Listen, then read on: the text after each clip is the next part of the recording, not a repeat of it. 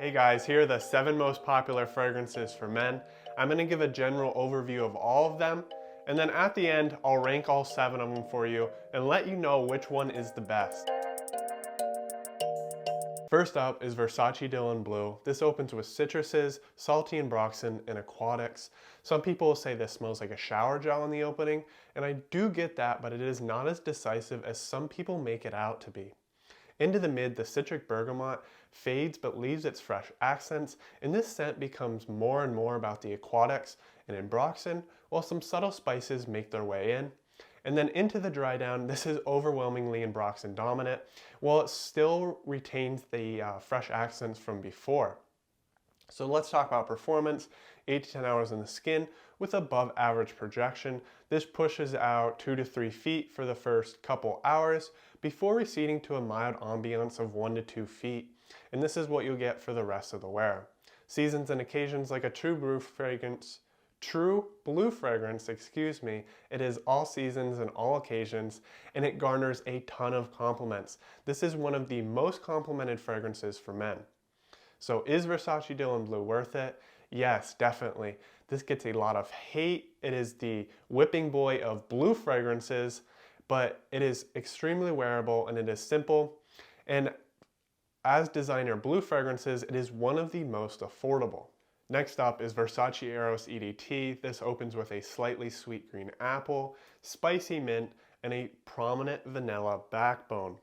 As we head into the mid, this spicy mint fades and the vanilla becomes more prominent. And then into the base, after a couple hours, the vanilla takes over the entire scent. There is fresh accents that have lingered down. And then an addition of warm ambroxan and warm cedar have made their way in and just give the prominent vanilla depth for the rest of the wear.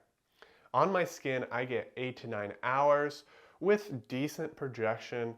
The first 1 to 2 hours, it pushes out up to an arm's length, but after that period, it recedes closer to the skin. If you really douse yourself, this will really project. And you really have to do that if you use this for going out or casual situations, which is the occasion that it's best for. In the office, the EDT version is a little bit too loud, even with spray moderation. In seasons, this is spring, fall, and winter wear.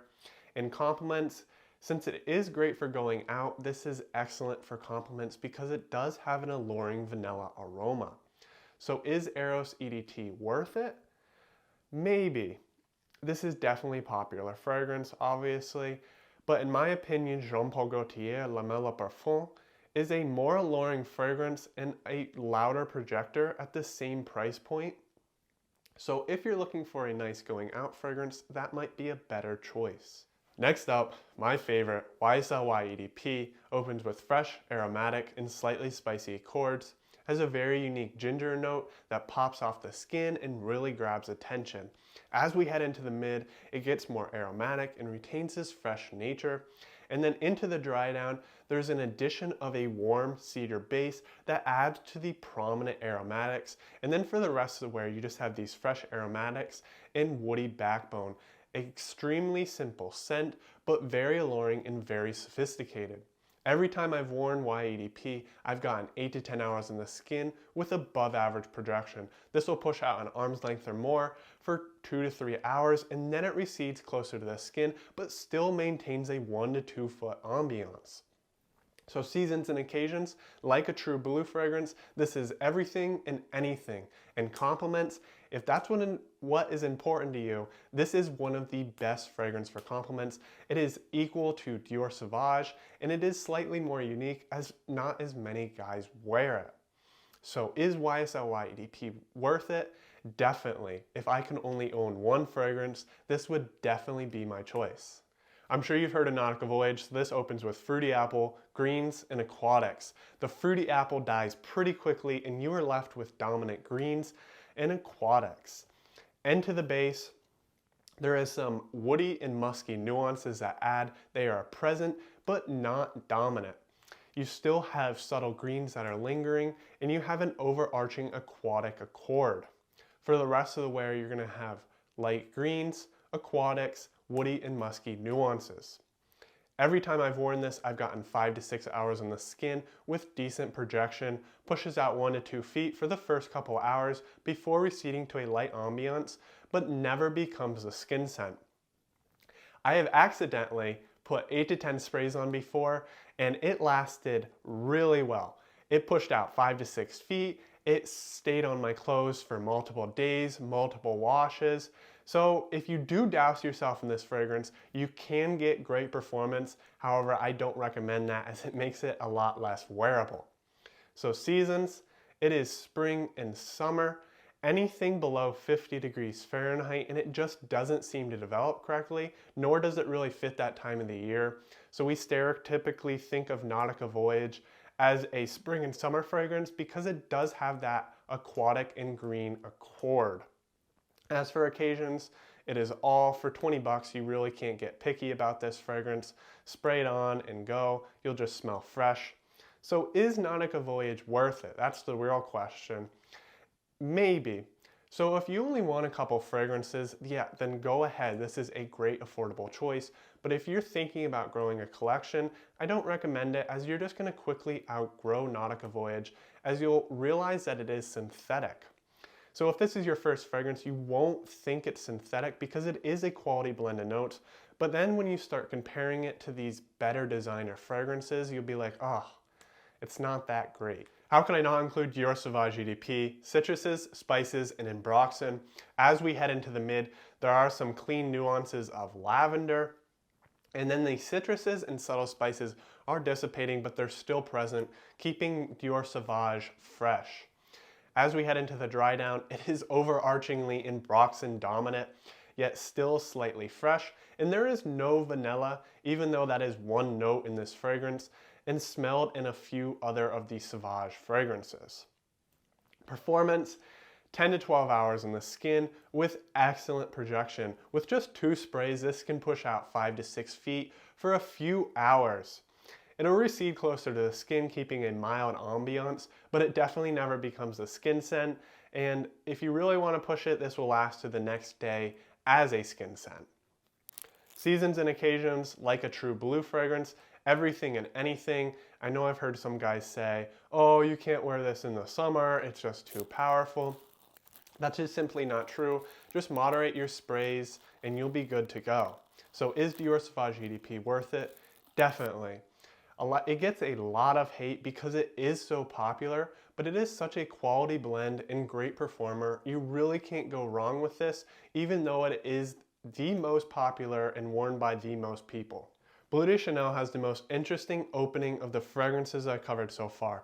There is signature Bleu de Chanel grapefruit, spicy mint, and subtle woods. These woods will become more prominent as the wear continues, but for right now, it is equal parts citruses and spicy mint until an isoe super note comes in and amplifies the woody accord into the mid.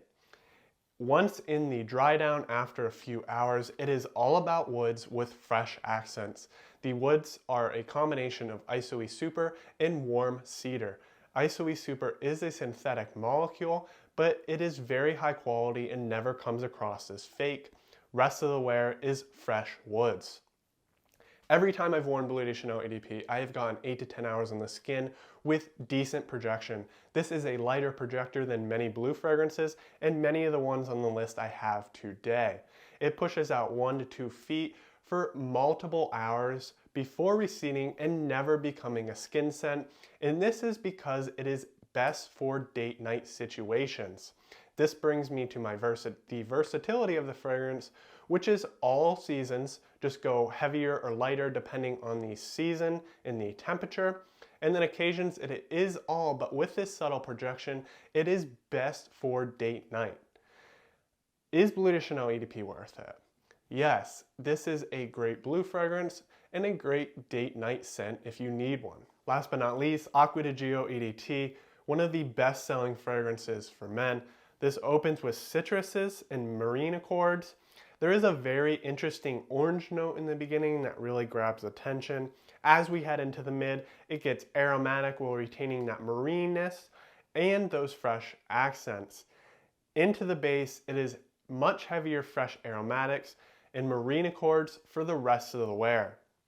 Every time I've worn Acqua di Gio, I've gotten only 6 hours, which is average, but this is what you'd expect from a light fragrance like this. So the projection is subtle. You really have to douse yourself if you want to get great projection. But for most of the wear, you're going to get 1 to 2 feet and make your presence known, but not overwhelm anyone. Seasons and occasions, this is exclusively spring and summer wear. I know some guys will say that they wear this in the fall and winter, and it does work, develops correctly, but if you really want to get your money's worth, just save it for the warmer temperatures. And occasions, it is all. So is Acqua di Gio EDT worth it? Yes, this is a great summer fragrance, and it is popular for a reason. I promised to rank them for you, so here we go. 7th place, Nautica Voyage. 6th, Versace Eros EDT. 5th, Acqua di Gio EDT. 4th, Bleu de Chanel EDP. 3rd, Versace Dylan Blue. 2nd, Dior Sauvage EDP. 1st, YSLY EDP. Thanks for listening, guys, and I'll see you next time.